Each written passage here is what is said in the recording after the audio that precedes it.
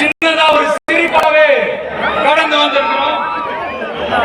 அது இல்லாம நம்ம மாநாட்டில் ஒலிக்கிற இந்த குரல் இந்த ஒற்றை தமிழ் மகனோட குரல் மட்டுமல்ல, ஒட்டுமொத்த தமிழ்நாட்டு மக்களுடைய குரல்.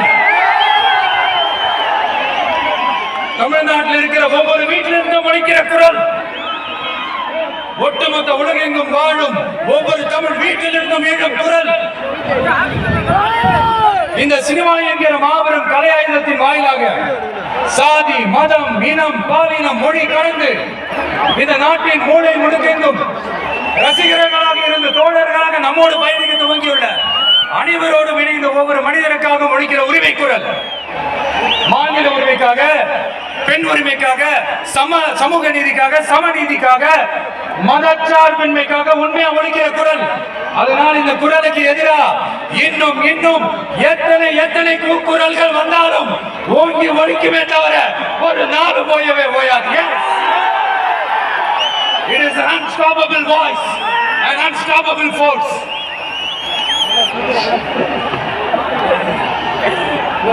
நம்ம அரசியலுக்கு வர்றதுக்கு முன்னாடி இவரெல்லாம் வரமாட்டாரியா, அவரே வரல, இவரே வரல, இவர் என்ன வர போறாரு அப்படின்னு நிறைய பேர் ஜோசியம் சொன்னாங்க.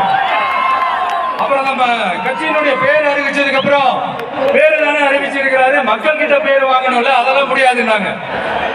அப்புறம் ரொம்ப முக்கியமா மாநாடுலாம் எவ்வளவு பெரிய விஷயம், அதுல இவர் ஒத்தால எப்படி பண்ண முடியும், சும்மா பக்கத்துல புஷியானதை வச்சுக்கிட்டு மாநாடுல எப்படி நடத்தி காட்ட முடியும், அதெல்லாம் முடியாது. அப்புறம் மழை பெஞ்சு எல்லாத்தையும் கெடுத்துரும், ஏன் என் கூட இருக்கிறவங்களே கூட தான் சொன்னாங்க. அதுக்கப்புறம் என்ன நடந்துச்சுன்னு உங்க எல்லாருக்குமே தெரியும். இப்ப புதுசா ஒண்ணு சொல்ல ஆரம்பிச்சிருக்கிறாங்க.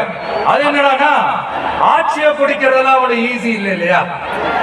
இப்ப அதெல்லாம் விட்டாங்க, இப்ப இங்க வந்துட்டாங்க. இவர் நேரம் ஷூட்டிங்ல இருந்து வருவாரா, வந்து ஆட்சியை பிடிப்பாராம். அது எப்படி இவராலே முடியும், அவராலே முடியல, இவராலே முடியல, அவருக்கு எத்தனை வருஷம் ஆச்சு, இவராலே எப்படி முடியும் ஒரு பக்கம்.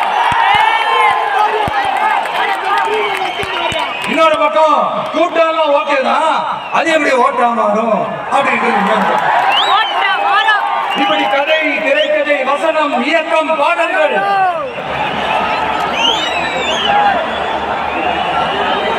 அதனால இந்த அரசியல் ஆய்வாளர்களுக்கு நான் சொல்றதெல்லாம் ஒண்ணுதான், நல்லா கேட்டுக்கங்க.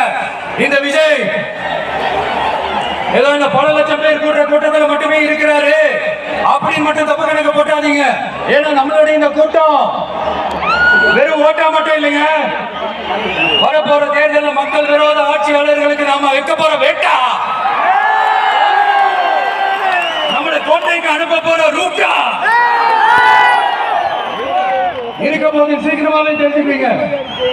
ஏன்னா கோடிக்கணக்கானவங்களோட ஹார்ட்லயும் வீட்லயும் ஏற்கனவே ஆல்ரெடி உணர்வா உறவா இருக்கிறோம்.